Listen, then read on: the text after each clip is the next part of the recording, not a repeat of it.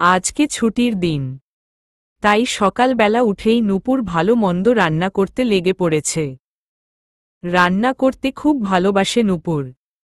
বাবার পছন্দের ভুনা খিচুড়ি রান্না করবে আজকে। আম্মুকে রান্নাঘর থেকে আগেই বিদায় করেছে, অফিসে থাকার জন্য অনেকদিন হলো রান্নাঘরে ঢোকা হয় না।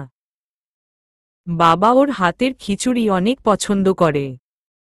নিশা নূপুরের ছোট বোন, ক্লাস 9-এ পড়ে হাতে হাতে এগিয়ে দিচ্ছে। দুবোন মিলে জমিয়ে রান্না করছে। বাইরে থেকে এসেই দৃশ্য একজন দেখছে, নূপুরের মা নাইমা বেগম। এই কম বয়সী মেয়েটাকে দিয়ে কাজ করাতে তার খুব কষ্ট হয়। সারা সপ্তাহ অফিসে পিছনে খাটাখাটি করে মেয়েটা।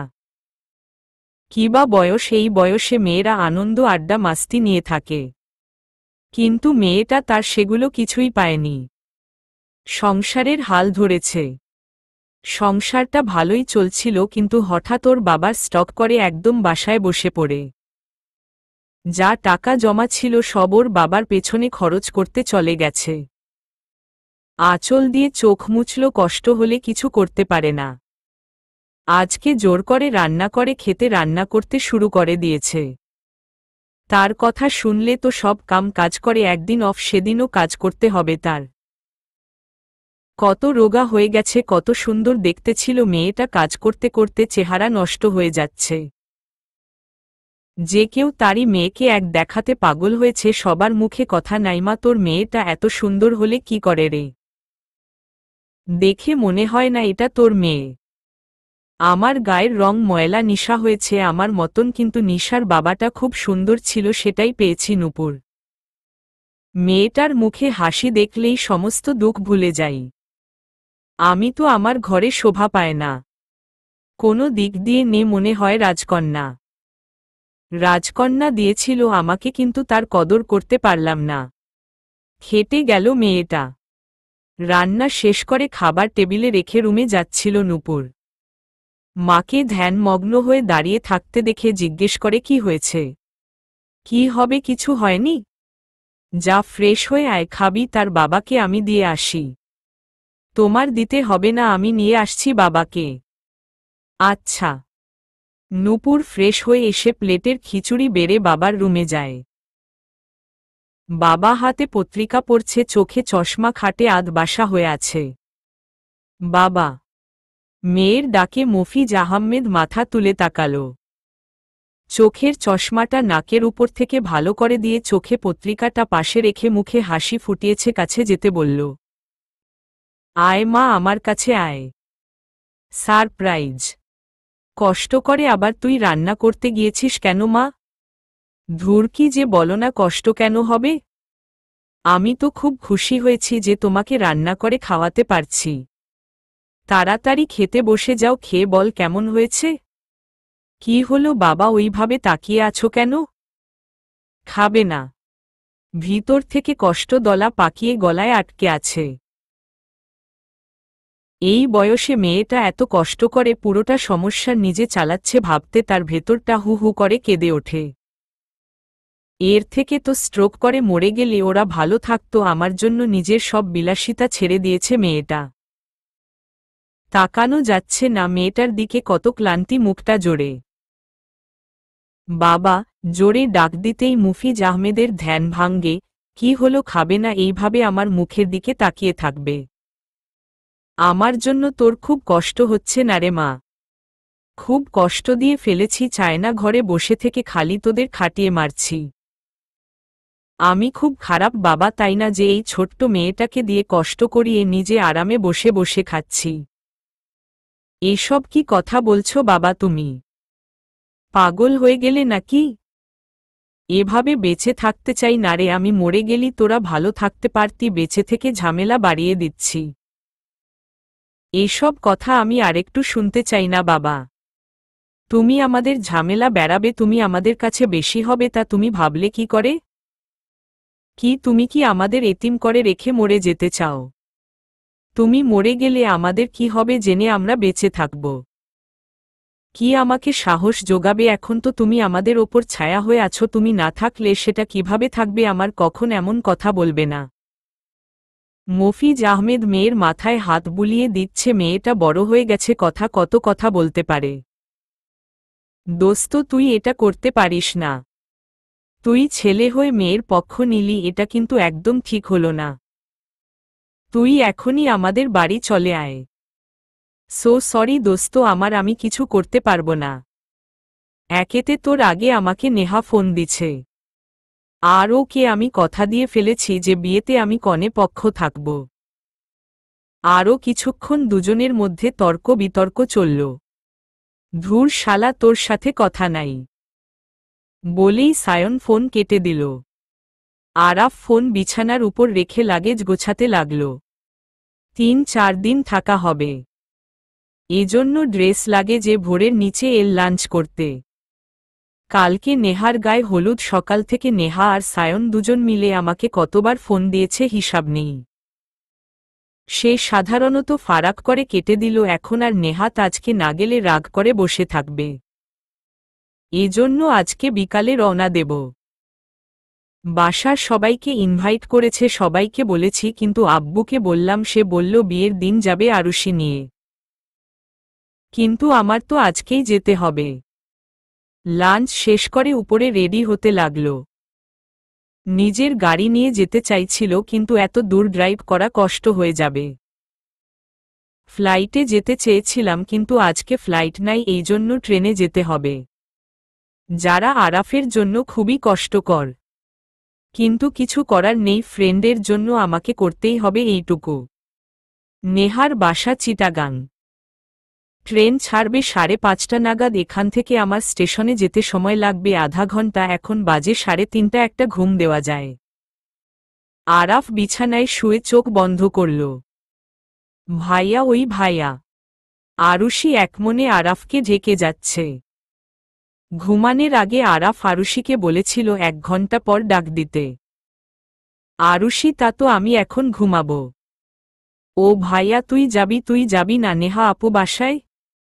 এবার আরাফ আস্তে আস্তে চোখ খুললাম, ওই দিকে তাকিয়ে দেখে ভোর 4:30। তাড়াতাড়ি উঠে বসে বাথরুমে চলে যায় ফ্রেশ হতে। 5টায় ড্রাইভারিকে নিয়ে বেরিয়ে পড়ে স্টেশনের উদ্দেশ্যে। নিজের জন্য একটি ভিআইপি কেবিন বুক করেছে আরাফ। পুরো 4টা কেবিন বুক, কারো সাথে শেয়ার করা ও মেতে পারবে না। একটু আগেই ট্রেন চলতে শুরু করেছে। আরাফ কানে ইয়ারফোন দিয়ে ফেসবুক ইউজ করছে। চোখটা লেগে আসছে ঘুমে, এখনো যায়নি 1 ঘন্টায় কারো ঘুম শেষ হয়। ফোন অফ করে এক সিটে কার মাথায় ব্যাগ রেখে ঘুমানোর প্রস্তুতি নেয়। চোখ বন্ধ করে মাথায় হাত দিয়ে আছে আরাফ। ঘুম লাগছে, এমন সময় দরজায় করাঘাত পড়ল। ভাগ্যটা বেশি আসছে, রেগে চোখ মেলো আরাফ। ঘুমের ডিস্টার্ব একদমই পছন্দ করে না ও।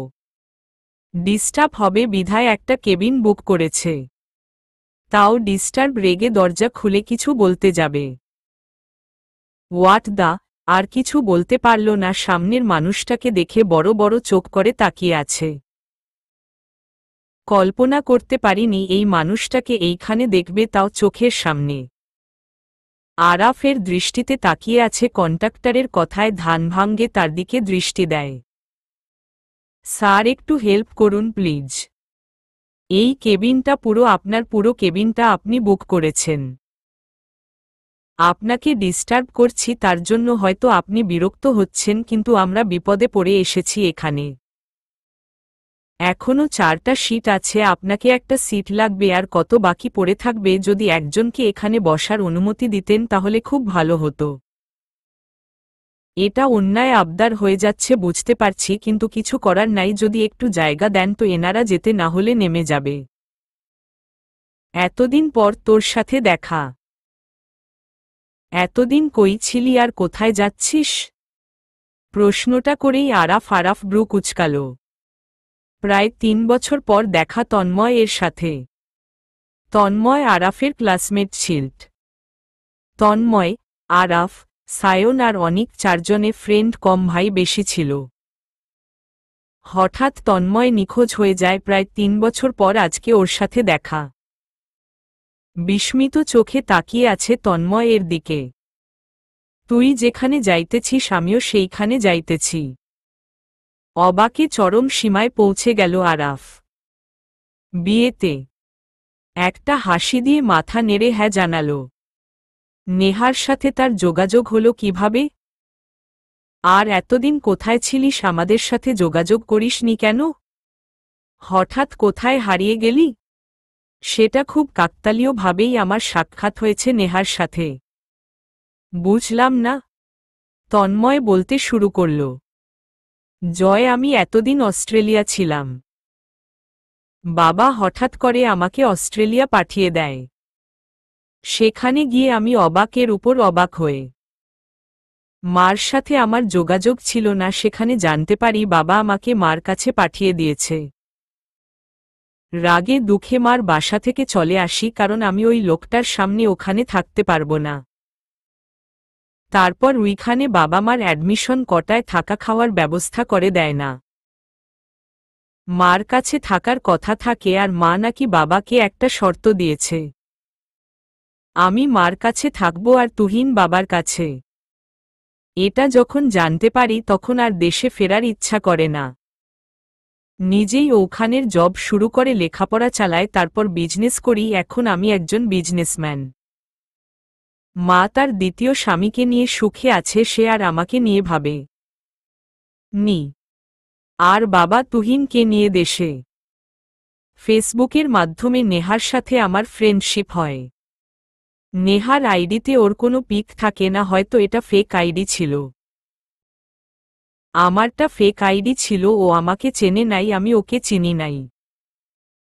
অপরিচিতভাবে আবার আমাদের ফ্রেন্ডশিপ। 1 বছর হলো, আর আমার ফ্রেন্ডশিপ ব্যক্তিগত বিষয়ে কেউ কাউকে জিজ্ঞেস করিনি, শুধু কথা বলতাম। হঠাৎ বিয়ের খবর দে আমাকে 1 মাস আগে ভিডিও কলে। ফার্স্ট ওর নাম আইডি থেকে আমার, তাই ভিডিও কল আসে। ফালতু অবাক হয়ে গেল। এতদিনের পরিচিত বলে আমি রিসিভ করি। দুজনেই দুজনকে দেখে চমকে ওঠে। তারপরে ওর বিয়ের জন্য এখন দেশে আসা ভাবছি। বিয়েতে তোরা সবাই আসবি, বিয়েতে সবার সাথে দেখা করব। কিন্তু দেখ, তার আগে তার সাথে দেখা হয়ে গেল। তন্ময় আর জয়ের অনেক কথা হলো। এতদিন পর ফ্রেন্ডকে পেয়ে যায়, অনেক ইমোশনাল হয়ে গেছে। জড়িয়ে ধরল, বসে রইল কিছুক্ষণ, তারপর অনেক অনেক গল্প করল। এতদিন পরে দুজনের যা যা করেছেন স্বপ্নে কথা বলল। দুজনেই সাকসেস, লেখাপড়া, বিজনেস, ফ্যামিলি। নেহা ফোনে সায়নের সাথে ঝগড়া করছে। সায়নের কথা, জয় আমার এখানে এসে থাকবে, তবে কেন আগে ওকে ফোন দিয়ে তোমার ওখানে নিয়েছ? তোমার জন্য আমার কথা রাখল না, এ নিয়ে তুমুল ঝগড়া দুজনের। হঠাৎ করে ফোন কেটে দিল নেহা। সাথে সাথে আবার ফোন বেজে উঠল, ও রেগে গিয়ে ফোন কেটে দিল। পরপর 2 বার ফোন কেটে দিল। সায়নের ফোন দেওয়া দেখে তৃতীয়বার ফোন রিসিভ করল। ওই, তুই ফোন করছিস কেন, আবার আরেকবার ফোন করলে? তোর কি অবস্থা করি আমি, তুই কল্পনাও করতে পারবে না, শয়তানের বাচ্চা। জান, এইসব বলতে হয় না, এভাবে কেউ বকা দেয়? জানের গোষ্ঠী কিলাই, আমি ফোন রাখো শয়তান। ফোন দিল, কিন্তু বিয়ে ক্যান্সেল করুম। সায়ন এবার কেঁদে দেবে এমন অবস্থা। সরি সোনা, রাগ করে না আমার লক্ষ্মী বউ। আচ্ছা সরি, আর ঝগড়া করুম না, এবারের মতো ক্ষমা করে দাও। জয় তোমার কাছে থাক, আমার লাগতো না ওরে দিয়ে, আমি কি করুম? সায়ন নেহার রাগ ভাঙানোর চেষ্টা করছে। অনেকক্ষণ পর নেহার রাগ ভাঙল। এবার দুজনে প্রেম আলাপ শুরু হল। হঠাৎ সায়ন বলে উঠল, জান একটা কিস দাও না। সাথে সাথে আবার ক্ষেপে উঠল নেহা। কি বললি তুই আবার? ওই কিছু বলি নাই তো। আচ্ছা আমি রাখি, মা ডাকছে, কাল গায়ে হলুদ, কত ব্যস্ত থাকি আমি, রাতে কল দিবনি। বলে তাড়াতাড়ি ফোন কেটে ফেলে জোরে জোরে শ্বাস নিতে লাগল। বিয়েটা ভেঙে না, নেহা যা রাগী, এসব কথা একদম পছন্দ করে না। ফোন কেটে দিতেই নেহা ফোন নিচে নামিয়ে জয়কে কল করতে যাবে, এমন সময় হাহাহা করে হাসির শব্দ কানে এলো। পেছনে তাকাতেই ও চিৎকার করে উঠল। নেহার চিৎকার শুনে সামনে দুজন উধাও। নেহা ওদের বাসার বাগানে বসে আছে। হলুদের স্টেজ সামনে করা হয়েছে, সেখানে লোকজন কাজ করছে, আর এই পাশে চেয়ার টেবিল দেওয়া হয়েছে। বাসার ছোট বড় সবাই সেখানে আড্ডা মাস্তি খেলাধুলা চিল্লাচিল্লি করছে। এত চিল্লাচিল্লি জন্য ফোন আসার নেহা সবার থেকে দূরে সরে একটা চেয়ারে বসে কথা বলছিল লুকিয়ে। কিন্তু এই বান্দরনি আমার পিছু ছাড়েনি। নিশ্চয়ই ওরা সব কথা শুনেছে, এখনই সবাই এটা নিয়ে হাসি তামাশা করা শুরু করে দিবে। ঠিক তাই হলো, ওই যে দুইজনেই সবগুলার মাঝখানে গিয়ে দাঁড়িয়েছে। সায়ন শেষের কথাটা বলে যদি বলে দেয় সবাইকে, আমার মান সম্মান সব যাবে। বাচ্চাগুলো আর মানুষ করতে পারলাম না। আশেপাশে তাকিয়ে দেখে নেহা বড়টা কেউ এখানে নাই, সবাই বাসার ভিতরে চলে গেছে। আর ভাই বোনেরা সবাই চেয়ার পেতে গোল হয়ে বসে আছে, এখন বোম ফাটাবে শয়তানি দুটো। নেহা দৌড়ে ওদের কাছে গিয়ে দাঁড়াল। মিষ্টি বলতে যাবে, এমন সময় পেছনে থেকে নেহা মিষ্টি আর তিতলির হাত শক্ত করে ধরে কঠিন চোখ করে দুজনের দিকে তাকায়। তাদের সাথে আমার কথা আছে, চলো তো আমার সাথে একটু উপরে। নেহা দুজনের হাত টেনে উপরে যেতে লাগল। আপু হাত ছাড়, এভাবে টনে নিয়ে যাচ্ছ কেন? হাত সরানোর চেষ্টা করে কথাটা বলল মিষ্টি। আপু হাত ছাড়ো। তিতলি, ছাড়বো, তার আগে তাদের সাথে আমার কথা আছে। তোরা দুইজনে এত বেয়াদব হয়েছিস কেন? মিষ্টি রাগীভাবে আপুর দিকে তাকালো। আপু তুমি আমাদের বেয়াদব বললেই? বলেই রাগী মুখটার কাদো কাদো করে ফেলল। তিতলি, দেখছি আপু আমাদের একটু ভালোবাসো না, কিভাবে বেয়াদব বলল। সাথে সাথে তিতলিও বলে উঠল, আপু তুমি আমাদের বেয়াদব বললে কেন? আমরা কি করেছি? কি করেছিস আবার জিজ্ঞেস করছিস? কথা বলতে বলতে ওরা নেহার রুমে চলে এসেছে। নেহা দুজনকে দিকে রাগীভাবে, তারপরে তো আবার বলতে শুরু করল, আমি ফোনে কথা বলছিলাম, তখন তো দুজন আড়ি পেতে শুনছিল, তাই না? কথাটা শুনে মিষ্টি গালে হাত দিয়ে বলে উঠল, কই না তো আপু, আমরা কি পাগল নাকি আড়ি পেতে কেন শুনতে যাব? মিষ্টি, তুই এত মিথ্যাবাদী হলে কবে থেকে? তোকে তো আমি ভালো জানতাম। তুইও শেষে মিথ্যাবাদী হলি। তারা দুজনই আমার কথা বলার মাঝে হেসে উঠেছনি। হ্যাঁ হাসছি, তোমার কথা শুনে তো হাসি নাই। তিতলি, তাহলে কি জন্য হাসছি? সেখানে তোরা কি করছিলি? আমরা তো ওইদিকে এমনিই গেছিলাম। এমনি কিছু না, জন্য সত্যি করে সব কথা বল। নেহার রাগী কথা শুনে দুজনেই ভয় পেয়ে গেল। দুজনে আস্তে আস্তে পারে একসাথে ঘেঁষে দাঁড়ালে। তারপর দুজন দুজনের দিকে তাকাচ্ছে, একটু পরপর কি বলা যায় সেটাই ভাবছে। হঠাৎ দুজনে কিছু একটা ভেবে বলতে যাবে, নেহার ফোন বেজে ওঠে। আবার আপু কারো নাম্বার দেখি তাড়াতাড়ি মুখে হাসি ফোটে ঘর থেকে বেরিয়ে আসে। দুজনে নেহার দিকে হাঁ করে তাকিয়ে থাকে। ওই আপু চলে গেল। মিষ্টি, হ্যাঁ রে বাচ্চি, তাড়াতাড়ি চল পালাই। তিতলি, দুজনে তাড়াতাড়ি রুম থেকে বেরিয়ে গেল। নেহা বাইরে এসে দেখে জয় আর তন্ময় একসাথে দাঁড়িয়ে আছে। এটা দেখে নেহা হাত চোখ বড় বড় যায়। এই তোরা সাথে আসলি কিভাবে রে? সেসব পরে বলছি দোস্ত, আগে আমাদের একটা রুমমেট নিয়ে চল, আমরা প্রচুর টায়ার্ড। জয়, নেহা আচ্ছা বল, ওর মা বাবাকে ডাক দেয়। জয়া তন্ময়ের সাথে তাদের পরিচয় করিয়ে দেয়। তাদের সাথে সালাম দিয়ে হালকা কথা বলে ওদের রুমে নিয়ে যাওয়া হয়। মিষ্টি, তিতলি, মামাতো বোন, মিষ্টির 4 মামা 3 খালা। নেহা মিষ্টির বড় মামার মেয়ে। বড় মামার 3 মেয়ে। নেহা আপু 2 নাম্বার। বড় আপার নাম নিসা আপু, বিয়ে হয়েছে 1 বছর। তিতলি নেহা আপুর ছোট, আমার সমবয়সী। মেজো মামার 1 মেয়ে 2 ছেলে, মেয়ের বয়স 5 বছর, নাম মারিয়া। সেজো মামার 2 ছেলে। ছোট মামার 1 ছেলে। মিষ্টির মামারা যৌথ ফ্যামিলির, সবাই একসাথে থাকে। খালারা এসেছে, শুধু মেঘ ভাইয়া আসে নাই। ভাইয়ার অফিসের জরুরি মিটিংয়ে আছে, জন্য বিয়ের দিন আসবে বলেছে। মিষ্টি মামাতো খালাতো ভাই বোনের সাথে বাগানে সবার সাথে আড্ডা দিচ্ছে। 10টার দিকে সবাই খাবার টেবিলে বসে আছে। বড়র আগে আগে কে যাচ্ছে বাস হয়ে যেত অনেক মানুষ, তাই একবারে টেবিলে বসা যায় না সবার। চামড়ার মামাতো খালাতো ভাইবোন বসলেই টেবিল ফিলাপ হয়ে যায়, টেবিলে মোট 10 জন বসা যায়। মামারা নানার আগে বসে গেছে। তাদের খাওয়া হতেই আমরা সবাই বসে পড়ি।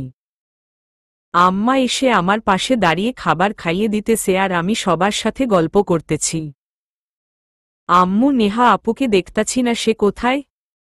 শুনলাম তার নাকি 2টা ফ্রেন্ড আসছে, তাদের সাথে নাকি গল্প করতেছে। ফ্রেন্ড আপুর ফ্রেন্ড রিমি রোজা, তারা তো কাল আসবি শুনলাম। আর বাকি ফ্রেন্ডরা না সবাই সায়ন ভাইয়ার ওই পাশে চলে গেছে। আরে রিমি রোজা না, ছেলে ফ্রেন্ড আসছে। ও খাবে না? পরে খাবে ফ্রেন্ডের নিয়ে একসাথে। আচ্ছা, সবার আগে আমার খাওয়া শেষ। আম্মু চলে গেল। আমার পাশে তিতলি ওর কানে ফিসফিসিয়ে বললাম, ওই তিতলি শোন। তিতলি ভ্রু কুচকে জিজ্ঞেস করে, কি? আপু নাকি 2টা ফ্রেন্ড আসছে দেখছিস তাদের? না তো, কে বলল তোকে? আম্মু। তাড়াতাড়ি খাওয়া শেষ কর, চল ফ্রেন্ড দেখে আসি। আচ্ছা। তিতলির খাওয়া শেষ হতেই মিষ্টি আর তিতলি গেস্টরুমে যায়। বাইরে থেকে প্রচণ্ড হাসির আওয়াজ আসছে।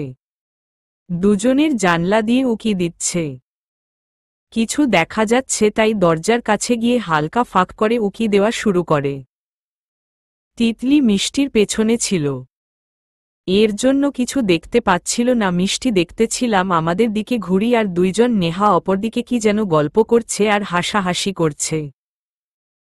আচমকা দরজা খুলে ঠাস করে দরজার মেঝেতে পড়ে যায়।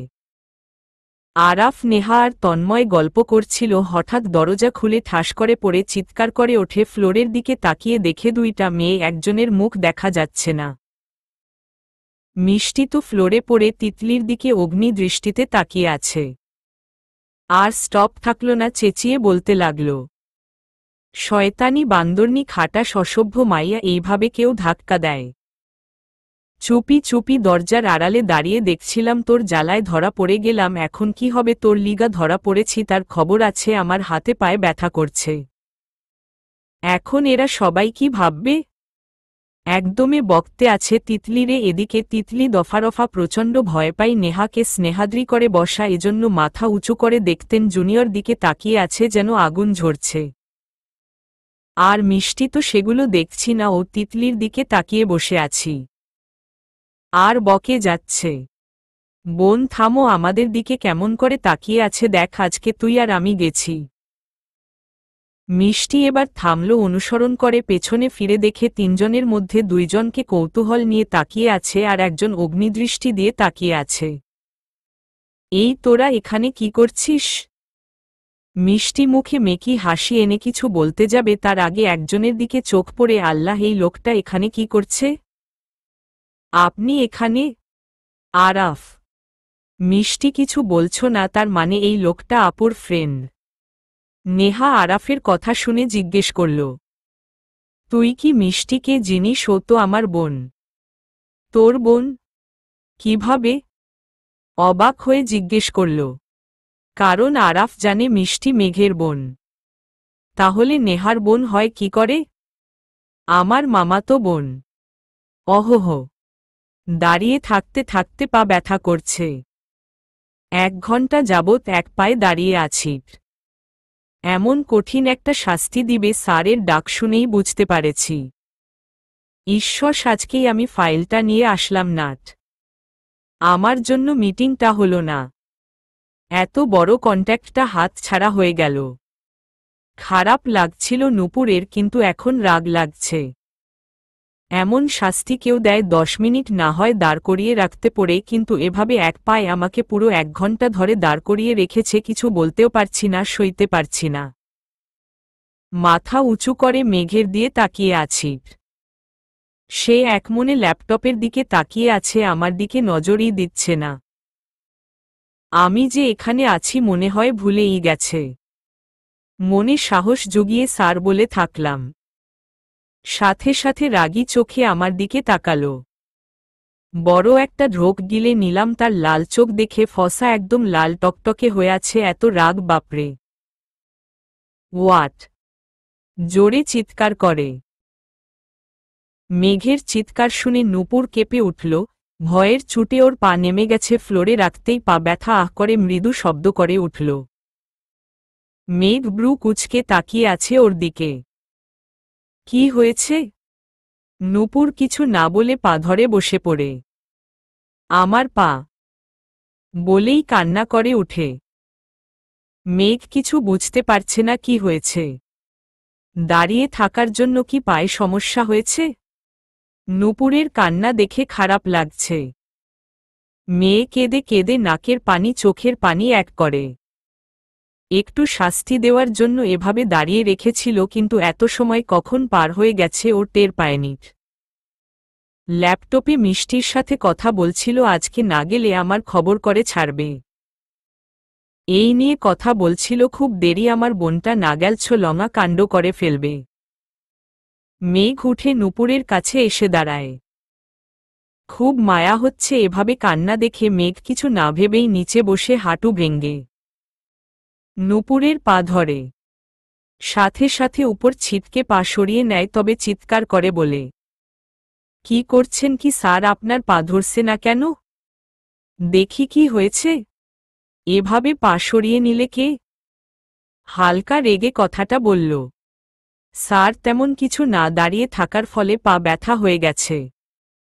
আপনি আবার নিচু হয়ে আমার পা ধরতে এসেছেন কেন? যান, আমি ঠিক আছে। দেখতে দাও আমাকে। তেমন কিছু হয়নি তো বললাম। নূপুরের জেদ দেখে মেঘ রেগে উঠে দাঁড়ায়। Get out! নূপুর আস্তে আস্তে পা মালিশ করছিল, হঠাৎ চিৎকার করে গেট আউট হয়ে উঠে দাঁড়ায়, তবে খুঁড়িয়ে খুঁড়িয়ে দরজা দিয়ে বেরিয়ে যায়। মনে মনে ভাবতে থাকে, আল্লাহ বাঁচলাম। মেঘ রেগে ওর যাওয়ার দিকে তাকিয়ে থাকে। অসভ্য মেয়ে বললাম, আর চলে গেল। মিষ্টি ভিডিও কলে ভাইয়ের সাথে কথা বলে ফোনটা নিয়ে দৌড়ে রুমে ঢুকতে যাবে, হঠাৎ কারো সাথে ধাক্কা খেয়ে সে কিছুটা পিছিয়ে আসে। রেগে আমি লোকটাকে ইচ্ছামতো ঝাড়বে বলে ঠিক হয়ে দাঁড়িয়ে সামনে তাকিয়ে এক নিমিষেই রাগ হাওয়া হয়ে যায়। রাগ বাদ দিয়ে মুখে হাসি আনে। তারপর হাসি মুখেই বলে ওঠে, আরে আপনি? নিচে যাচ্ছিলাম। তুমি তো আমাকে ভয় পাইয়ে দিচ্ছিলই। এমনভাবে কেউ দৌড়ায় এখনই তো পড়ে ব্যথা পেতে। সমস্যা নাই। একটা কথা বলি? হ্যাঁ বল। আমি না তাকে দেখে সত্যিই শক খাইছি। আমি তো বিশ্বাসই করতে পারতেছি না আপনি নেহা আপুর ফ্রেন্ড। এই নিয়ে আপনার সাথে আমার তৃতীয়বার দেখা হলো। প্রথমবার ঝগড়া, আর দ্বিতীয় আপনি আমাকে হেল্প করছেন। আর বাব্বা, আপনি দেখা যায় সবই মনে রাখছেন। আরে মনে রাখতে হয় নাকি, এমনিতেই মনে থাকে। ও আচ্ছা আচ্ছা, আপনি তাহলে নিচে যান কেমন? বলে আর কোনো কথা বলার সুযোগ না দিয়ে মিষ্টি আরেক ধরে রুমে ঢুকে যায়। এদিকে আরাফার যাদিকে তাকিয়ে আছে, অবাক হয়ে তাকিয়ে আছে। এভাবে কেউ দৌড়ায়? বাচ্চা মেয়ে আসলে একটা। আর আপনি যে এসে দেখে তন্ময় বসে আছে আর কি যেন খাচ্ছে। হ্যাঁ, একটা মেয়ে যে ওর পাশে বসে আছে, হেসে হেসে কথাও বলছে। ও হ্যাঁ, এটা তো নেহার বোন, কাল পরিচয় করিয়ে দিয়েছিল। আমি যেতে তন্ময় একটা টান মেরে আমাকে ওর পাশে বসিয়ে দিল। গুড মর্নিং ভাইয়া। তিতলি। Good morning Araf. মেয়েটা গুড মর্নিং বলে চলে গেল। আমি তন্ময়ের দিকে তাকিয়ে আছি, ও আমার দিকে তাকিয়ে আছে, মনে হচ্ছে কিছু বলতে চায়। বাসার সবাই ছোটাছুটি করছে। আজকে তো গায়ে হলুদ, বাসা সব সাজানো আছে, তবুও কিছু লোক ডেকোরেশন আবার দেখে দেখে নিচ্ছে। চারপাশে নজর বুলিয়ে তন্ময়ের দিকে তাকিয়ে দেখিও এখনো সেইভাবে আমার দিকে তাকিয়ে আছে। কিরে, কিছু বলবি নাকি? ভাই আমি শক। কি দেখে? কিছু দেশে না শুনে। মানে? তারপর যা বলল তা শুনে আমার চোখ দুটো বড় বড় হয়ে গেল। সাথে সাথে গলা ফাটিয়ে হাসি শুরু করে দিলাম। তন্ময় আমার দিকে রাগী চোখে তাকিয়ে আছে। তুই আমার কথা শুনে হাসছিস? তো হাসি পেলে হাসব না তো বসে কাঁদব? ভাই, এই ছোট বাচ্চা মেয়ের কাছ থেকে আমি এটা আশা করিনি। কি সিরিয়াস রে মাইরি বলে কিনা এখনই নাম্বার দাও, সরাসরি তুমিতে চলে এসেছে।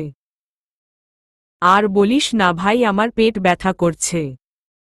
কি কপাল তোর, ফ্রেন্ডের বিয়ে খেতে এসে ফ্রেন্ডের বোনের কাছ থেকে প্রপোজাল পাইলি। প্রেমটা করেই ফেল মেয়েটা, কিন্তু সেই বাচ্চা হোক তো। থামবি তুই? বাচ্চা মেয়ের সাথে আমি প্রেম করতে যাব? পাগল হয়েছিস তুই? দুই বন্ধুর মাঝে অনেকক্ষণ তর্ক-বিতর্ক চলল। সকালের খাবার খেয়ে এক নজর ছাদে ছাদে হলুদের আয়োজন করা হয়েছে শুনছি, দেখতে যাওয়া আর কি। নেহা আপুকে নিয়ে পার্লারে এসেছি। আমার আসার ইচ্ছে ছিল না, কিন্তু আপুর জোর করেই নিয়ে এসেছে, সাথে তিতলি। আপু সেজে যাচ্ছে আর আমরা দুজন বসে তার সাজ দেখছি। মুখ সাজানো শেষ মানে মেকআপ কমপ্লিট, শাড়ি পরানোর শুরু করে। সুন্দর লাগছে দেখতে অনেক আপুকে। আপু এমনিতেই অনেক সুন্দর, তার উপর গর্জিয়াস সাজ, একদম পুতুলের মতো লাগছে। তিতলি ওসাস্থে বসেই গেছে পার্লারে। দুইজন কর্মী আপুকে এতক্ষণ দুজন মিলে সাজাচ্ছিল। আপুর যেহেতু সব শেষ, এখন শুধু চুল বাজবে, তাই একজন একাই করতে লাগলো আর আরেকজন তিতলিকে শাড়ি পরিয়ে দিচ্ছে। আপু আজকে কাঁচা হলুদ শাড়ি পরেছে। আপু এমনিতেই অনেক ফর্সা, এজন্য শাড়িটা পক্ষে অসম্ভব মানিয়েছে, খুব সুন্দর লাগছে। আর এদিকে তিতলি শাড়ি পরছে, ওটা হচ্ছে নীল কালারের শাড়ি। মেয়েরা সবাই নীল কালারের শাড়ি পরবে আজ, ছেলেরা সাদা কালারের পাঞ্জাবি। আমি জীবনে ফার্স্ট শাড়ি পরব, খুব এক্সাইটেড আমি। তিতলিকে খুব সুন্দর লাগছে, শাড়ি পরেছে, কুচি করে উপরে চিকন করে উঠিয়ে, গলায় হালকা একটা হার, হাত ভর্তি চুড়ি, মাথায় টিকলি, কানের দুল, চুল পেছনে খোপা করে গাজরা দিয়েছে, ঠোঁটে লাল লিপস্টিক, সুন্দর লাগছে। আপুর সাজ কমপ্লিট, এবার আপু তার জায়গায় আমাকে বসিয়ে নিজে আমার জায়গায় বসে পড়ল। তিতলির মতন করেই আমিও শাড়ি পরলাম। সাজটা ভিন্ন ও লাল লিপস্টিক দিছে, আমি গোলাপি কালার লিপস্টিক দিলাম। আর প্রচুর খোপা করেছে, আমি চুল বেনি করে একপাশে রাখতে বললাম। উনারাও তাই করল। আমার সামনে কোনো চুল কাটা ছিল না, এজন্য তারা আমার কিছু চুল কেটে দিল। আমার এই বড় বড় চুলগুলো কেটে ছোট করে কান পর্যন্ত করে দুই পাশে এনে দিল। বলল বেনি করলে, চুল কাটালে নাকি সুন্দর লাগে না। এটা যদি ভাইয়া দেখছে আমার খবর আছে। আমার থেকে আমার ভাইয়া এই চুলের যত্ন বেশি করে। ভাইয়ার জন্য চুলে কখনো কেটে ছোট করতে পারি না, তবুও মাজার নিচে গেলে সে চুল কেটে রাখি। তার জন্য কতবার বকা খেলাম, আজকে কি বা কাটাই না খাবো। আমাকে তো সুন্দর লাগছে, আমি নিজেই নিজের দিকে তাকিয়ে তাকিয়ে দেখছি। দিনের মধ্যে পর ছোট ছোট ক্লিপ লাগিয়ে দিল, এটা দেখেই তো তিতলি শেখি চিৎকার। মিষ্টি, তুই আগে বলবি না তুই বেনি করবি? তাহলে আমি তাই করতাম। এখন দেখি তোকে কত বেশি সুন্দর লাগছে, আমাকে কেমন খেত খেত লাগছে।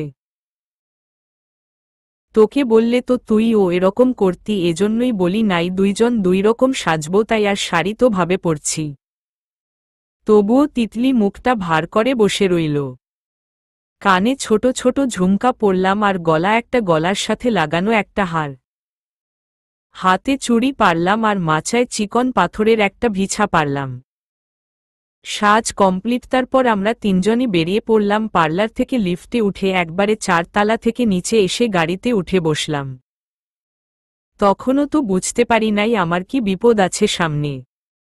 বিপদটা তখনই টের পেলাম, তখন গেটের সামনে এসে গাড়ি থামল। নেহা আপু আগে নেমে দাঁড়ালো, তারপর আমি গাড়ি থেকে নেমে এক কদম সামনে পা বাড়াবো, সাথে সাথেই পড়ে যেতে নেই, তাড়াতাড়ি গাড়ি ধরে ঠিক হয়ে দাঁড়ায়। একই আমি হাঁটতে পাচ্ছি না কেন? এদিকে নেহা আপু আর তিতলি অনেকটা সামনেই গেছে।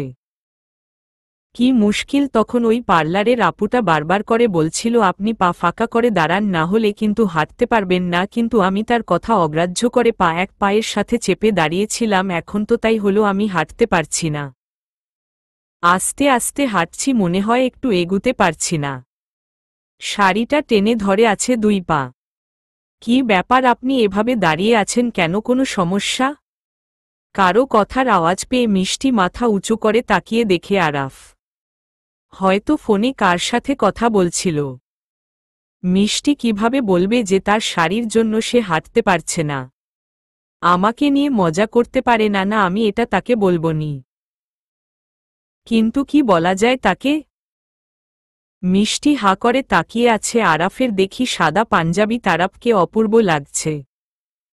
আরাফ এমনিতেই যথেষ্ট হ্যান্ডসাম একটা ছেলে।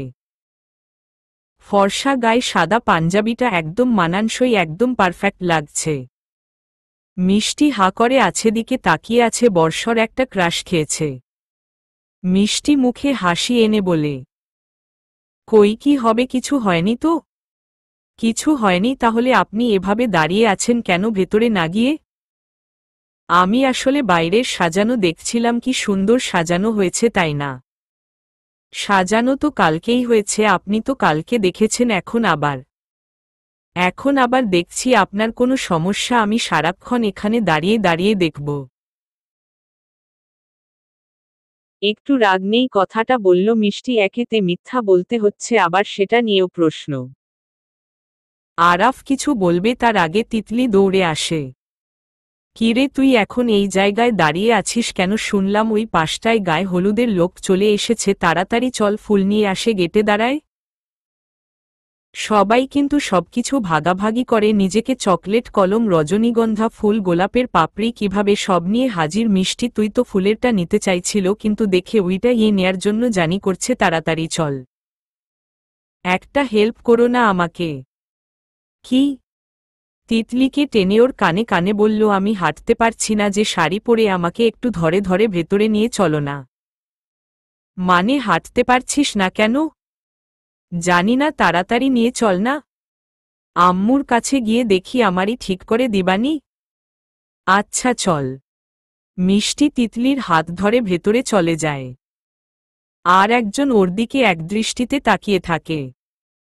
ভেতরে এসে তিতলি মাকে সব জানায়। মা শাড়ির কুচি খুলে আবার ঠিক করে দেয় যাতে হাঁটতে পারে। মা শাড়ি পরানোর পরেও খুব জোরে হাঁটতে পারে না, আস্তে আস্তে হাঁটতে পারে। ও ডিসাইড করে নিশে আর জীবনে শাড়ি পরবে না। এত ঝামেলা শাড়ি, আল্লাহ। সবাই মিল্লা গেছে, চলে আসে গেট দেওয়ার জন্য। তারপর সায়ন ভাইয়াদের লোকরা ও আর কিছুক্ষণের মাঝেই চলে আসে।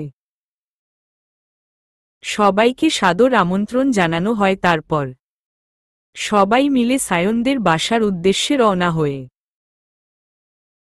1 ঘন্টা জার্নির পর মিষ্টি সায়নদের বাসায় চলে আসে। মিষ্টি থেকেও ফুল দিয়ে শুভেচ্ছা জানিয়ে ভেতরে নেওয়া হয়। তারপর শুরু হয় গায়ে হলুদের অনুষ্ঠান। সবাই একে একে সায়নকে হলুদ লাগাতে থাকে। মিষ্টি সায়নকে হলুদে ভূত বানিয়েছিলে, তারপরে কেক থাকে, সেটা কেটে একটা কেক কেটে সায়নের মুখের ভিতর ঢুকিয়ে দেয়। ওর আগে যারা খুলে দিয়েছে কেউ কেক কাটে নাই, তাই মিষ্টিকে কাটে সায়নকে খাওয়ায়। পাশে আরাফ আর তন্ময় বসেছিল, ও দুষ্টু হাসি দিয়ে আরাফ আর তন্ময়কেও ও হলুদ লাগিয়ে দেয়। এদিকে আরাফ আর তন্ময় তো হতভম্ব হয়ে বড় বড় চোখ করে মিষ্টি দিকে তাকিয়ে আছে। এটা আপনাদের শাস্তি, আপনারা কনেপক্ষে, সে এখন বরের সাথে বসে আছেন। বলি মিষ্টি সেখান থেকে চলে যায়। সবাই একটা একটু গায়ে হলুদ মাখে, কিন্তু মিষ্টিকে কেউ গায়ে হলুদ লাগাতে পারে না। কেউ লাগাতে আসলেই সে বলে, আমি আজকে ফার্স্ট শাড়ি পরে সেজেছি, কেউ আমার সাজা নষ্ট করতে আসবি না, তাহলে কিন্তু এক একটার তার খবর করে ছাড়ব। মেঘ ট্রেনের টিকেটের কাটে নাই, কারণ এমনিতে দেরি হয়ে গেছে, এজন্য ফ্লাইটে চলে আসে। আসতে আসতে সন্ধ্যা 7টা বেজে যায়। সে জানতে পারে এই বাসটি গড়ি বাচকে হলুদ দিতে গেছে, আর ওই পাশে লোকের পাশে অন্য কেউ গায়ে হলুদ দিচ্ছে। ফ্রেশ হয়ে নিচে আছে, ওকে সবাইকে ওকে যেতে ও বলে যাবে না। গায়ে হলুদের পর্ব শেষ হলে খাওয়া দাওয়ার পর্ব শুরু হয়। মিষ্টিদের একটা টেবিলে খাবার ব্যবস্থা করা হয়েছে। সবাই মিলে খেতে বসেছে। খাওয়ার মাঝে মিষ্টির হেঁচকি উঠে, এমন হেঁচকি একবার মুখে খাবার দিতে পেরেছিল। চোখ মুখ লাল হয়ে চোখ দিয়ে পানি বের হয়ে গেছে। সবাই ব্যস্ত হয়ে পড়ে মিষ্টিকে নিয়ে। আরাব এসে মিষ্টিকে পানি খাওয়ায়। সবাই মিষ্টিকে নিয়ে ব্যস্ত হয়ে পড়ছি। জিজ্ঞেস করছিল, মাথায় পিঠে থাপড়া ছিল কিন্তু কারো পানি দেওয়ার কথা মনে ছিল না। মিষ্টি হেঁচকি আস্তে আস্তে কমে আসছে, স্বাভাবিক হতে থাকে। কিন্তু খাবার বেশি খেতে পারে না, এমনি অবস্থা খারাপ হয়ে গেছে, যেজন্য গায়ে হলুদ লাগালো না সে। এখন চোখে পানি আসে, চোখে কাজল, চোখ কালো হয়ে গেছে।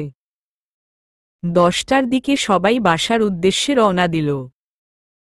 গাড়ির আয়নায় নিজেকে দেখে মিষ্টি আর টিস্যু দিয়ে চোখের কাজল মজার চেষ্টা করছে। মুছার আগেই তো ভালো ছিল, মুছতে গিয়ে ওর গালে কপালে ঠোঁটে লিপস্টিক পুরো ছড়িয়ে নষ্ট করে ফেলছে। পরদিন আপুর বিয়েটা ঠিকঠাক মতোই হয়ে যায়। বিয়ে যত রকম মজা ফাজলামি সবকিছুই করি আমরা ভাইবোনেরা। বিয়ে শেষ হতেই ভাইয়া ঢাকা ব্যাক করে, জানা কি জরুরি মিটিং পড়ে গেছে।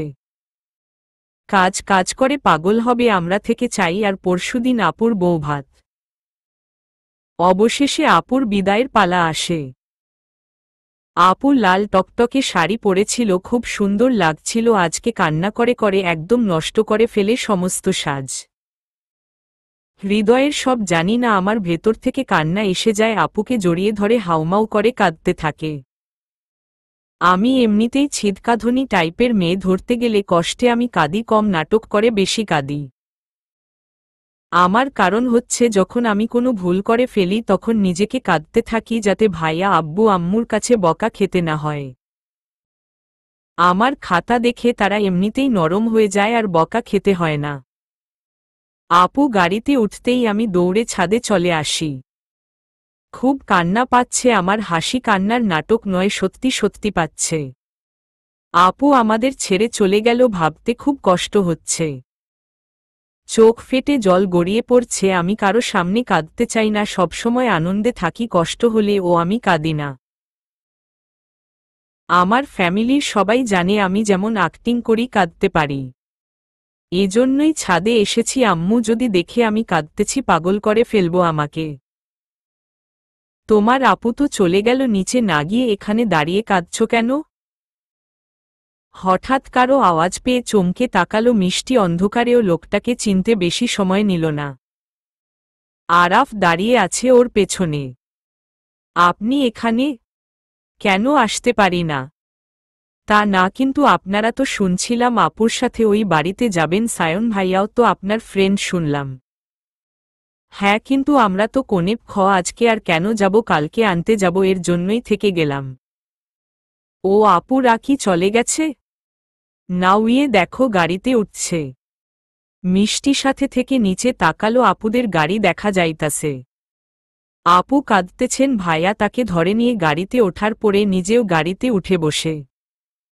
একে একে সবাই গাড়িতে উঠে বসে। গাড়ি আস্তে আস্তে তা মিলিয়ে যায়। কান্না আটকাতে চাইলেও আর আটকাতে পারল না। আরাফের সামনে কেঁদে উঠল মিষ্টি। আরাফ, বুঝতে পারছি আমার কষ্টটা পাই, রান্না করছে না। নেহা প্রচণ্ড ভালোবাসত সবার থেকে মিষ্টিকে, এজন্য মিষ্টি সবচেয়ে বেশি কষ্ট হচ্ছে।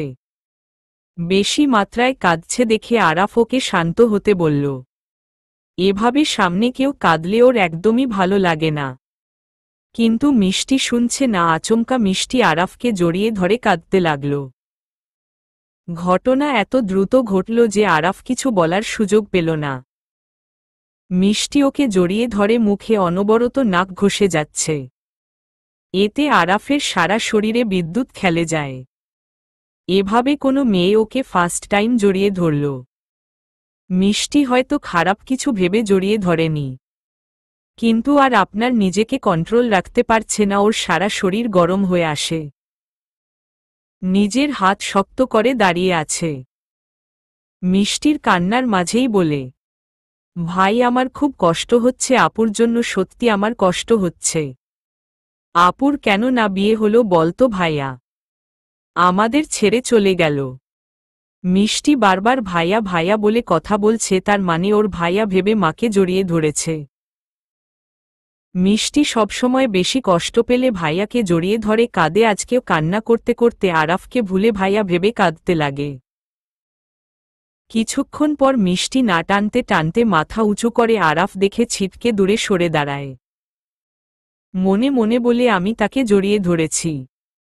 লজ্জায় ওর মাথা কাটা। আরাফ কিছু বলতে এগিয়ে আসে, তার আগেই মিষ্টির দৌড়ে নিচে নেমে যায়। আরাফ ওর যাওয়ার পানে তাকিয়ে থাকে হতভম্ব হয়ে। পরদিন নেহাকে আনতে সায়নদের বাসার যায় সবাই। কাদেরকে নিয়ে আসে। তার পরদিন ঢাকা ফিরে আসে মিষ্টি আর আম্মুকে নিয়ে। এর মাঝার একবার আরাফির সাথে দেখা হয় না। সেদিন সকালে মিষ্টির চলে গেছে। আর আরাফ দেরি করে ঘুম থেকে উঠার মিষ্টিতে পায়না পড়ে নেহার থেকে জানতে পারে ওরা চলে গেছে। আরাফের মনটা খারাপ হয়ে যায়, জানে না মন খারাপের কারণটা কি। বিকেলে তন্ময়কে নিয়ে ও নিজের বাসায় আসবে ভাবে। তন্ময় বিদেশে চলে যাবে, কিন্তু আরাফ বলে না, আগে তুই আমার সাথে আমার বাসায় যেয়ে থাকবি, তারপর যেখানে খুশি যাইস। অজ্ঞতা বন্ধুর কথা ফেলতে পারে না, তন্ময় রাজি হয়েছে। আরাফ আর তন্ময় বাসা থেকে বের হয়, সবাইকে এগিয়ে দিতে আসে। এর মাঝে আপত্তিকর ঘটনা ঘটে। চলে আসার সময় পেছনে থেকে তিতলির ডাক আসে। কাছে এসে বলে, আপনার নাম্বারটা দেওয়া যাবে? তন্ময় বড় বড় চোখ করে তিতলির দিকে তাকায়। কোনো রকম বেঁচে পালিয়ে আসে। কি ডেঞ্জারাস মেয়ের সরাসরি নাম্বারে চলে গেছে। কোনো রকম চলে যেতে পারলেই বাঁচা যায়। আর এদিকে তিতলি তন্ময়ের যাওয়ার দিকে হা করে তাকিয়ে আছে। এটা কি হলো, এভাবে পালিয়ে গেল কেন? সামান্য নাম্বারই তো চেয়েছি, তাই এত ভাবহুহ। তিতলি তন্ময়ের যাওয়ার দিকে তাকিয়ে একটা ভেঙচি কাটে, তারপর এমন একটা পরিকল্পনা করে হেসে ওঠে। কি পরিকল্পনা করল সেটা পরে জানতে পারবেন সবাই। সবার কাছ থেকে বিদায় নিয়ে তন্ময় আর জয় বেরিয়ে পড়ল। কিরে, তোর মুখটা এমন দেখাচ্ছে কেন? ভাই রে ভাই, কি ডেঞ্জারাস মেয়েটা। নেহার বোন এত ডেঞ্জারাস, আগে জানলে কখন আসতাম না রে। ওইটুকু পুস্কো মেয়ে আমাকে ভয় পাইয়ে ছাড়ছে, তোকে কি বলবো। মানে তিতলি আবার কি করেছে? কি করে নাই সেইটা বল। এই 3 দিন আমার পেছনে আঠার মতো লেগেছিল। তারপর আজকে আবার কি বলে জানিস? জয়ব্রু কুচকে তন্ময়ের চেহারার দিকে তাকিয়ে আছে। আমার নাম্বার চাইছে। রিয়েলি নাম্বার দিয়েছিস তো? মজা নিচ্ছিস? মজার নিব কেন? আমি তো ভালো কথা বলছি। মেয়েটা বয়স কম হলে কিন্তু দেখতে সুন্দর, তোর সাথে ভালো মানাবে। প্রেম করতেই পারিস, যেহেতু তোকে এত পছন্দ হয়েছে তার। একবার মুখের কথা কেড়ে নিয়ে, তুই কি পাগল হলি? ওই বাচ্চা মেয়ের সাথে আমি প্রেম করব? ইম্পসিবল। ওই মেয়ে প্রেমের কি বুঝে? বুঝে না বুঝে নিস। আমার এত বুঝানোর দরকার নাই ভাই। আমাকে স্যার, তোর এত পছন্দ হলে তুই প্রেম কর। ছি ছি, কি বলিস? ও তো আমার বোন, বোনের মতো সাথে কি কেউ প্রেম করে? আর সে এখন আমার দোস্ত ভাই, মানে তোকে পছন্দ করে, তাহলে সে আমার ভাবি। আমি কেন তার সাথে? বলেই ড্রাইভিং মনোযোগ দিল। সারা রাস্তা দুজন তর্ক বিতর্ক করতে করতে বাসায় আসল। মন খারাপ করে আরশি নিজের রুমে বসে আছে। তার মন খারাপের কারণ হচ্ছে একজন অচেনা ব্যক্তি। কি করে সে আমাকে ইগনোর করল? কি করে কান্না পাচ্ছে খুব আরশির। কখনো কারো জন্য এত কষ্ট হয়নি। একজন অচেনা অজানা ব্যক্তির জন্য যতটা হচ্ছে। বারবার করে ফোনের দিকে তাকাচ্ছে। আজকে 2 দিন ধরে এই লোকটা তাকে রিপ্লাই করছে না। হ্যাঁ, এটা ঠিক, এই লোকটা তাকে কখনোই ভালোমতো রিপ্লাই করে না, কিন্তু এসএমএস সিন করে, সব সময় কিছু না কিছু লেখে। খুব একটা কথা হয়নি, 2 দিন 2 বার কথা হয়েছে। আর তারপরে 2-3 বার তার সাথে কথা হয়েছে, যেমন আমি কেমন আছো লেখার ঠিক 2 ঘন্টা পর সে সিন করে সাথে সাথে লিখেছে ভালো আপনি। আমি খুশিতে আত্মহারা হয়ে সাথে সাথে রিপ্লাই করেছি, তারপরে কি করো? সে উত্তর দিয়েছে। আমি উত্তর দিয়ে আরেকটা কথা লিখলে সে আর সেদিন সিন করেনি। আবার একদিন পর এভাবে প্রতিদিনই কথা হতো তার সাথে। খুব বেশি না হলেও 2-3টা করে কথা হতো। কিন্তু অবাক করা বিষয় 2-3 হয়ে গেছে আর আজকেও অর্ধেক দিন চলে গেল। সে আমার মেসেজ দেখে না। কিন্তু কেন? অচেনা জগতের একজনের প্রতি কোনো মায়ায় ফেঁসে গেলাম আমি। তাকে তো আমি ফেসবুকের বাইরেও চিনিও না, দেখিনি কখনো। এখন তাকে আমি কোথায় পাবো? তার মেসেজ না আসাতে যে আমার খুব কষ্ট হচ্ছে, খুব খুব খুব। ভেতরটা জলে পুড়ে ছারখার হয়ে যাচ্ছে। এত কষ্ট কেন হচ্ছে? সে তো আমার আপন কেউ না, মাত্র 1 মাস হয়েছে তার সাথে কথা বলি। এর মাঝে তার জন্য এতটান কেন আমার? সকালের খাবারও খাইনি, তার জন্য খেতে মন চায় না। সে মেসেজ না করলে আমার আর গলা দিয়ে একটু খাবার নামবে না। তার মেসেজ আসে না দেখে আমি ভাইয়ার বিয়ে বাড়িতে যাই নাই। আমি যাই নাই বলে আব্বুও যায় নাই। বারবার ডাটা অন করে ফেসবুকে ঢুকছি আর তার প্রোফাইল ঘাটাঘাটি করছি আর তার পিকচার দেখছি, একদিনে তাকিয়ে আছে তার ছবি দিকে। এত সুন্দর কেন এই লোকটা? আমি কি তাকে ভালোবেসে ফেললাম? এমন অচেনা একজনকে কি করে ভালোবেসে ফেললাম? সে যদি আর কখনোই আমার এসএমএস-এর রিপ্লাই না করে, তখন আমি কিভাবে থাকবো? আমার তো অস্থির লাগছে। আমি থাকতে পারবো না, যে করেই হোক তার আমাকে মেসেজ করতে হবে ভেবে আবার তাকে মেসেজ দিতে লাগলাম। এর মাঝে আম্মুর চিৎকার কানে ভেসে এলো।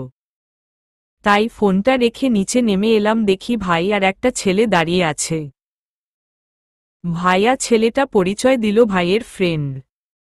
তারপর দুজন নিজেদের রুমে চলে গেল। মামাকে খাওয়ার জন্য বলল, খিদে পেয়েছিল তাই খেতে বসলাম। হালকা খাবার খেয়ে আবার মেসেজের অপেক্ষা করতে লাগলাম রুমে এসে। 2 দিন প্রজেক্টের কাজে প্রচুর ব্যস্ত ছিল মেঘ। কোনো দিকে তাকানোর সময় ছিল না। ওই দিন বিয়ে বাড়ি থেকে হন্তদন্ত হয়ে ঢাকায় চলে আসে। তারপর কাজে লেগে পড়ে। সাথে অবশ্য নূপুর ছিল, এজন্য কিছুটা দম নেওয়া গেছে। আজকে বাবা বিদেশ থেকে চলে আসবে। আমাদের প্রজেক্ট রাতে সাকসেস হয়েছি, প্রজেক্টটা আমরা পেয়ে গেছি। আজকে মিষ্টি আর মাও বাসায় চলে আসবে। তাই আগেই বাসায় ফিরতে হবে, এদিকে আর কাজ শেষ। 2 দিন বাসায় যেতে পারি নাই। কাজে অতিরিক্ত ব্যস্ত ছিলাম, এজন্য আর অফিস থেকে বাসায় যায় নাই। অফিসেই থেকেছি। সন্ধ্যার পরেই মেঘ বাড়ি ফিরে আসে। এসেই সবার সাথে হালকা কথা বলে নিজের রুমে গিয়ে শাওয়ার নিয়ে লম্বা ঘুম দেওয়ার জন্য খাটে শুয়ে পড়ে প্রচণ্ড ক্লান্ত মেঘ। ঘুমের মাঝেই চিৎকার শুনে জেগে উঠে বসে। আমার সামনে মিষ্টি দাঁড়িয়ে আছে কোমরে হাত দিয়ে। কি হয়েছে? এভাবে চিৎকার করছিস কেন? বাড়িতে কি ডাকাত পড়েছে? আর তুই এভাবে কোমরে হাত দিয়ে রাগী ভাব নিয়ে আমার দিকে তাকিয়ে আছিস কেন? আবার জিজ্ঞেস করল মিষ্টি। কিছু বলে না দেখি। কি হলো? কথা বলছিস না কেন? কি হয়নি সেটা বল। বুঝার চেষ্টা করছে মিষ্টি কি বলতে চাইছে। তুই ওইভাবে বিয়ে বাড়ি ছেড়ে চলে গেলি কেন? একবার বলে আসলি না। আজকে আবার আমার সাথে দেখা পর্যন্ত করলি না, এসে এইটা শান্তির ঘুম দিয়েছি স্যার। আমি যে সেই সকাল থেকে তার জন্য অপেক্ষা করছি। কি ব্যাপার? আমার জন্যে অপেক্ষা করছিস কেন? কিছু লাগবে তোর? দরকার ছাড়া তো ভাইয়ের কাছে আসিস না। তুই বলতে চাইছিস আমি দরকার ছাড়া তার কাছে যায় না? মিষ্টির রাগী চেহারা দেখে সেসব আর বলল না। কি হলো? কথা বলছিস না কেন? আমি তোর কাছে শুধু দরকারে আসছি। ওকে আর আসুম না, তা দরকার এও তোর কাছে আসুম না। রেগে চলে যেতে নেই, তাড়াতাড়ি ছুটে আসে মেঘ। আচ্ছা আচ্ছা সরি বাবা, এই যে কান ধরছি, এবারের মতো ক্ষমা করে দাও আমার লক্ষ্মী বোনটি। কি দরকার আমাকে বল। না বলবো না। তুই আমার সাথে কথা বলবি না। আমি তো দরকারে ভাইয়ের কাছে আছি, এমনিতে আসি না। তোর আর আমার দরকার মিটাতে হবে না বলেই গাল ফুলিয়ে চলে যেতে নেই। আরে বাবা সরি বললাম তো, এখন কি কান ধরছি? কান ধরে উঠবস করতে হবে নাকি বল? এই বয়সে প্লিজ আমাকে কান ধরে উঠবস করাইস না। আর এমন বলবো না। আমি তো মজা করছিলাম তোমার সাথে। আচ্ছা যা, এবারের মতো মাফ করলাম। তারপর মিষ্টি মেঘকে জড়িয়ে ধরে রইল। ওর মনটা খুব খারাপ। এই খারাপ লাগাটা ওইদিন রাতে জয়কে জড়িয়ে ধরার জন্য। কেন যে ধরলাম তার জন্য অস্থির অস্থির লাগে মিষ্টির। মিষ্টি শান্ত হয়ে মেঘকে জড়িয়ে ধরে আছে। এই বুকে মাথা রাখলে ওর সমস্ত চিন্তা দূর হয়ে যায়, কষ্ট লাগা টেনশন মুক্ত হতে পারে।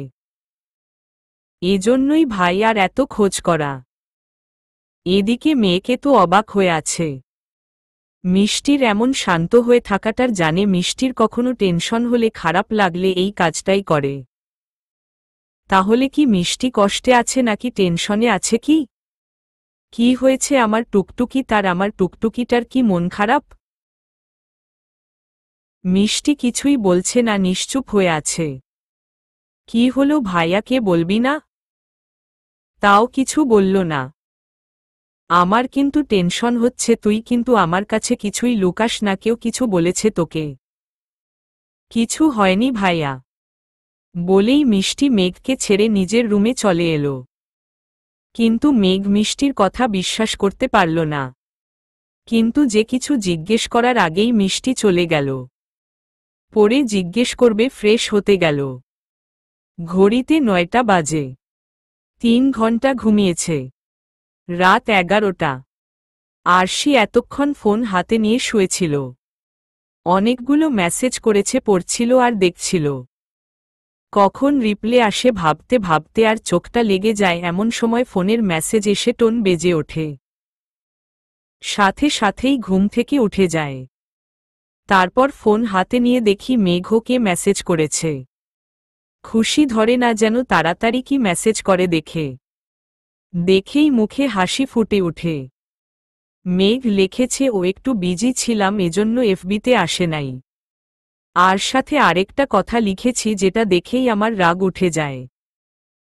মেঘ লেগেছে, আপনি আমাকে নিয়ে এত টেনশন করছেন কেন? আর আমি এফবিতে আসি বানায় আসে, আপনার কি তাতে? বাচ্চা মেয়ে এত ফেসবুক ঘাটাঘাটি করেন কেন? কিছুদিন পরে আপনার এসএসসি পরীক্ষা। রাগী একটা ইমোজি দেইও নাকে। হ্যাঁ, তো এজন্য কি সারাদিন আমি পড়ার টেবিলে বসে থাকব নাকি? উনি লিখেছেন, পড়ার টেবিলে বসে থাকবেন, অন্য সবকিছু করবেন ন, আমাকে এত মেসেজ করে বিরক্ত করবেন না প্লিজ, আমি বিজি থাকি অনেক। আর আপনি আমার ছোট বোনের মতন, তাই আমি চাই আপনি লেখাপড়া করুন, ভালো কিছু করুন। ছোট বোনের মতো কথাটা শুনে আরশি শেষ মাথা রাগে ফেটে ওঠে। মনে হয় এখন যদি মেঘকে চোখের সামনে পাই তো ওর যে কি হাল করত ও নিজেও জানে না। আমি আপনার ছোট বোনের মতো না, ওকে। আমি আপনার বোন বাদে সবকিছু হতে রাজি আছি।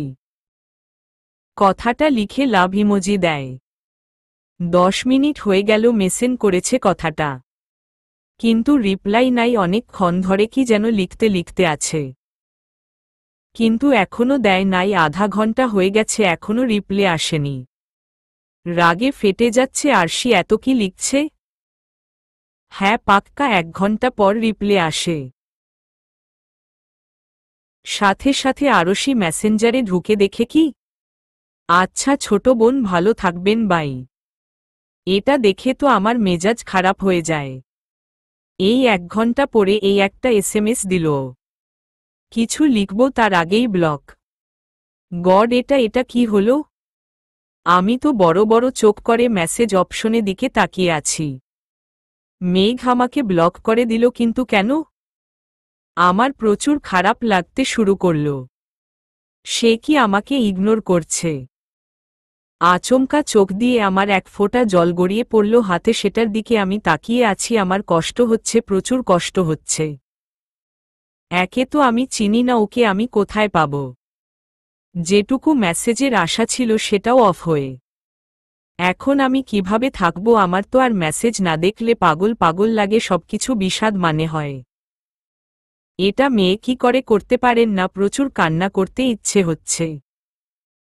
আর্য বাচ্চা বয়সের মেয়ে, বয়সে কাউকে লাইক করেছে, প্রচণ্ড পরিমাণে লাইক, ভালোবেসে ফেলেছি। এখন ও নিজেকে সামলাবে কিভাবে? কোথায় খুঁজে পাবে কিভাবে? কাঁদতে কাঁদতে ঘুমিয়ে পড়ল। তন্ময় আর জয় এক রুমে। জয় ল্যাপটপে কাজ করছে, তন্ময় ফোন টিপাটিপি করছে। হঠাৎ তন্ময়ের ফোনে আননোন নাম্বার থেকে কল আসে। অক্টোপাসকে কিছুক্ষণ পরে দিকে তাকিয়ে আছে। অচেনা নাম্বার থেকে তো ওর ফোনে খুব একটা কল আসে না। 4 আনার নাম্বার খুব একটা কেউ জানে না। কিছু তাকিয়ে থাকে, ফোন বন্ধ হয়ে যাবে বাজা তার আগে জয় মাথা উঁচু করে ওর দিকে তাকায়। কি রে, এভাবে ফোনের দিকে তাকিয়ে আছিস কেন? রিসিভ কর। না রে, আননোন নাম্বার। কে না কে হয়তো ভুলে এসেছে, ধরার দরকার নাই। দরকারে ও তোকে ফোন দিতে পারে। হয়তো তার আগে নাম্বার কিছু হয়েছে, এজন্য নতুন নাম্বার দিয়ে ফোন দিছে। কথাটা শুনে তন্ময় কিছুক্ষণ ভাবল, সে পর্যন্ত ফোন কেটে গেছে। কেটে গেল, থাক, লাগব না। জয় আর কিছু বলল না, আবার কাজে মনোযোগ দিল। কিছুদিন বিয়ে বাড়িতে থাকার জন্য একদম কাজ করতে পারে নাই, তাই এখন কিছু কাজ সেরে নিচ্ছে। সঙ্গে সঙ্গে আমার ফোন বেজে উঠল। এবারও কি সে নাম্বার ফোন এসেছে? হ্যাঁ, এবার ফোনটা রিসিভ কর, দরকার না থাকলে ফোন দিত না। আমার ফোন রিসিভ করে ফোন কানে দিতেই ওপাশ থেকে ঝাঁঝালো কণ্ঠ আসে। এই যে আপনার এত ভাবো কেন, নিজে তো ফোন নাম্বার দিয়েই গেলে না। আবার আমি কত কষ্ট করে নাম্বার জোগাড় করলাম, ফোন দিতাছি আর আপনি ফোন রিসিভ করতেছেন না। রেগে চিৎকার করে কথাটা বলল তিতলি। ইদ্রাকপুর 7 আসমানের উপরে উঠে গেছে। কত কষ্ট করে আপুর ফোন থেকে নাম্বারটা খুঁজে নিলাম, আর এই লোকটা কিনা ভাব দেখাচ্ছে ফোন ধরতে গিয়েও। একবার প্রেম করি, তারপরে তোমাকে বুঝাবো এই তিতলি কি জিনিস। আমার সাথে ভাব নিও না। মনে মনে কথাগুলো ভাবছিল। এদিকে তন্ময় তিতলির কথা বলার ধরন বুঝে গেছে। কে এই নাম্বার কোথায় পেল? আমি তো দেইনি। বাপকিতে যেভাবে চিৎকার করে, কেউ আমার সাথে কথা বলে না, আর এই মেয়া কিভাবে কথা বলছো আমার সাথে? কিছু যে বলবে তার ও সুযোগ পাচ্ছে না, একে একে থেকে বকেই যাচ্ছে। এই বুবা, আপনি কি আমার ফোন পেয়ে বোবা হয়ে গেলেন? কথা বলেন আর আমার কাছে ক্ষমা চান, ছড়ি বলেন, তাড়াতাড়ি সরি বলেন। তন্ময় কিছু বলছে না, হতভম্ব হয়ে বসে আছে। তিতলি কথা বলার ধরন দেখে এমনভাবে অধিকার খাটিয়ে কথা বলছে যেন আমি ওর প্রেমিক। এদিকে জয় তন্ময়ের বিস্মিত মুখ বুঝতে পারছে কিছু একটা ঘটে ফোনে। কিরে, এভাবে হ্যাংলার মতো অসহায় মুখ করে রেখেছিস কেন? কথা বল। অচেনা কেউ নাকি? ওই তিতারি মেয়েটা আমার নাম্বার কিভাবে পেল? তুই দিয়েছিস তাই না? এবার বুঝতে পারল কি জন্য তার মুখ অমন করে রেখেছিল। পাগল নাকি? আমি দেশে যাব কেন? দিল তোকে বলতাম না। আমি শুধুই দিয়েছি, তুই আমাকে বলেছিলি নাম্বার দিয়ে আসতে, আমি দেই নাই, তাই দিয়ে আসছে, সেটা সত্যি করে বল। ফোন ওভাবে রেখেই জয়ের সাথে ঝগড়া শুরু করে দিল। এদিকে তিতলি চিৎকার করে কথা বলছি কিন্তু কোনো রিপ্লাই দিচ্ছে না, তাই ফোন কেটে আবার ফোন দিল। তন্ময় ফোন রিসিভ করে বলল, সত্যি করে বলো, তুমি আমার নাম্বার কোথায় পেয়েছ? আমি কি আপনাকে আবার মিথ্যা কখনো বলেছি? আমি আপনার নাম্বার নিয়ে আপুর ফোন থেকে নিয়েছি। জয়কে ছেড়ে দিল। এবার জয় আগুন হয়ে ওর দিকে তাকিয়ে আছে, ফোন নিয়ে ঘর ছেড়ে বেরিয়ে গেল। জয় আর গেল না, কারণ ওরা এখন অনেক কাজ আছে। কাজ করতে লাগলো। হঠাৎ ওর চোখের সামনে মিষ্টি মুখটা চোখের সামনে ভেসে উঠল। সাথে সাথে ও বুকে ব্যথা অনুভব করল। সেদিন মিষ্টি ওকে জড়িয়ে ধরার পর থেকেই এই অদ্ভুত একটাই ফিলিংস হয়। মনে হয় মিষ্টিকে জড়িয়ে ধরে রাখি এই বুকের মাঝে। কিন্তু এটা কি সম্ভব? না, সম্ভব না, কখনো সম্ভব না। একটা দীর্ঘশ্বাস ফেলে আবার কাজে মনোযোগ দিল, কিন্তু মনোযোগ কাজে রাখতে পারছে না। বারবার মিষ্টি মুখটা ভেসে উঠছে চোখের সামনে। এদিকে তিতলি তন্ময়ের সাথে তুমুল ঝগড়া চলছে শুরু করে দিয়েছে। আর একদিন যদি আপনি আমার ফোন রিসিভ করতে লেট করেছেন তো একদিন কেন আমি তোমার ফোন রিসিভ করব না? অসভ্য মেয়ে নাম্বার দেয়নি তার মানে আমি তোমার সাথে কথা বলতে চাই না, তাও তুমি আমার নাম্বারে ফোন দিয়েছ কেন? বাচ্চা একটা মেয়ে, সে নাকি প্রেম করবে? দেখুন, আপনি আমাকে বাচ্চা বলবেন না, আমি যথেষ্ট বড় হয়েছি। আর কিছুদিন পর আমি কলেজে উঠব। আমাকে বাচ্চা বলবেন, আর আমি কোনো দিক দিয়ে বাচ্চা? তুমি কোনো দিক দিয়ে বাচ্চা না, তাই বল। আপনি আমাকে অপমান করছেন, আপনি আমার সাথে প্রেম করবেন এটাই শেষ কথা। তুমি আমাকে দিচ্ছ? হ্যাঁ, ধরে নিন তাই। এবার আমাকে জিজ্ঞেস করুন, তিতলি জানু কেমন আছো? অসম্ভব, তোমাকে যেন ডাকবো ইম্পসিবল, আর ফোন দিবা না। দেবই দেবই, 100 বার দিব। শত বলেও তিতলিকে থামানো গেল না। এইভাবে আধা ঘন্টা উপরে কথা বলা হলো, তারপর Titli good night, I love you জানু বলে ফোন কেটে দিল। আর তন্ময় অবাক হয়ে বোনের দিকে তাকিয়ে আছে, কি ডেঞ্জারেস মেয়ের পাল্লায় পড়লাম রে বাবা। এই তো আমার সাথে প্রেম করি ছাড়বে দেখে যায়। ফোনের দিকে কিছুক্ষণ তাকিয়ে থেকে আকাশের দিকে তাকায় তন্ময়। ও তিতলিকে প্রথম দেখেই পছন্দ করেছে, কিন্তু বয়সের ডিফারেন্স অনেক। সেটাও মেটার করত না, উনি যে তিতলিকে ভালোবাসি কথাটা বলতো, কিন্তু তিতলির বয়স খুবই কম। ওর সাথে আমাকে কি অল ফ্যামিলি মেনে নিবে? অবশ্যই নিবে না, ওর বিয়ের বয়স হয় নাই এখন, আর লেখাপড়ার বয়স, আর ওর থেকে শুধু আমার জন্য বাইরের সৌন্দর্যটা, ভেতর থেকে ভালোবাসা তৈরি হয় নাই। আমার বাইরের সৌন্দর্য দেখে পেছনে পেছনে পড়েছে, ভাবছি এটা ভালোবাসা, কিন্তু কিছুদিন পরেই মোহ কেটে গেলে ওর মনে হবে ও আর আমাকে ভালোবাসে না। তখন আমি কি নিয়ে থাকব? তা থেকে এখনই স্নান করব, ওকে বুঝতে দেব না। যাওয়ার পথে আমার কিছুটা ফিলিংস আছে, এটা সময়ের সাথে সাথে চলে যাবে, কিন্তু ওর সাথে কথা বলে যোগাযোগ করলে তখন আমি আরও দুর্বল হয়ে পড়বে, তখন আর নিজেকে আটকে রাখতে পারব না। মেঘ একটা বিরক্তিকর চাহনি দিয়ে ফোনের দিকে তাকিয়ে আছে। মেয়েটার সাহস কত বড়! বাচ্চা একটা পুচকে মেয়ে, মিষ্টি সমান, সে আমাকে বোন ছাড়া অন্য কিছু ভাবতে বলছে। আমার লাভ ইমোজি দিচ্ছে। এই দিনও আমায় দেখতে হলো। রাগে দুঃখে ও কি করবে ভেবে পাচ্ছে না।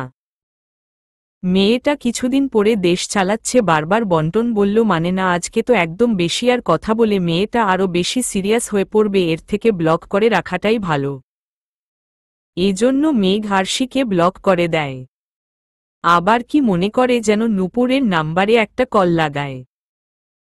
এই নাম্বারটা নূপুর চেনে না, প্রায় 1 বছর ধরে এই নাম্বার দিয়ে নূপুরের সাথে রাতে কিছু কথা হয়, কিন্তু নূপুর জানে না এই লোকটাকেও। বিরক্ত হয়ে ঘুমের মাঝেই প্রথম বতব রিসিভ করত, জিজ্ঞেস করতেও কি কে আপনি, পরিচয় অনেক ভাবিকে হতো, কিন্তু মেয়ে তেমন কিছুই বলতো না। নূপুরের কয়েকটা কণ্ঠ শুনে ফোন কেটে দিত।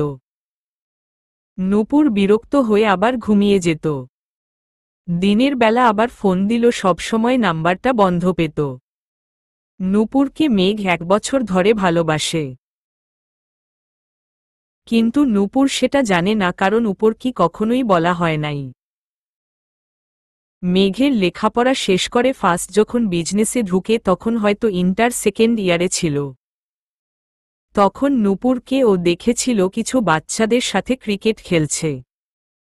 একটা পার্কে সেদিন মিষ্টিকে নিয়ে গেছিল। মিষ্টি তখন ক্লাস 8-এ, প্রথম বাচ্চা, বেড়াতে পছন্দ করে। বোনের শখ পূরণ করতে ওকে নিয়ে পার্কে যায়। মিষ্টি আশেপাশে ঘুরে দেখছিল। মেঘ পাশে দাঁড়িয়েছিল, হঠাৎ ওর চোখ যায় মাঠে, সেখানে নূপুর ক্রিকেট খেলছিল। সেখান থেকে ভালো লাগা শুরু। তারপরে নূপুরের খোঁজ খবর নিয়ে জানতে পারে নূপুর কোথায় পড়ে। মাঝে মাঝে ওই কলেজে যেত, দূর থেকে দেখত, সামনে যেতে না। তারপর কিছুদিন পর নূপুরের পরীক্ষা হয়ে যায়, কিন্তু ভার্সিটি অ্যাডমিশন নেয় না, ও নাকি জব করবে। একভাবে খোঁজ পায়, তখন আমি অবাক হয়ে, লেখাপড়া বাদ দিয়ে জব করবে কেন? তখন ওর পরিবার সম্পর্কে জানতে পারি, ওর পরিবারে আর্থিক প্রবলেম দেখা দেয়। এজন্য ও আর লেখাপড়া করবে না। তখন আমি আমার এক কর্মীকে ওর কাছে আমার কোম্পানির চাকরির কথা জানাই, তারপরেও এখানে আসে, ইন্টারভিউ দিয়ে চাকরিতে নিযুক্ত হয়। আমিও সবসময় সাথে রুট ব্যবহার করি, যাতে বুঝতে না পারে আমি আগে থেকে চিনি। খুব তাড়াতাড়ি তোমাকে জানিয়ে দেব আমার মনের কথা মায়াবতী। এবার তোমাকে আমার ঘরে বউ হয়ে আসতে হবে। বাবা মাকে যারা তবে তার বিয়ের জন্য পাগল হয়ে গেছে। চলবে।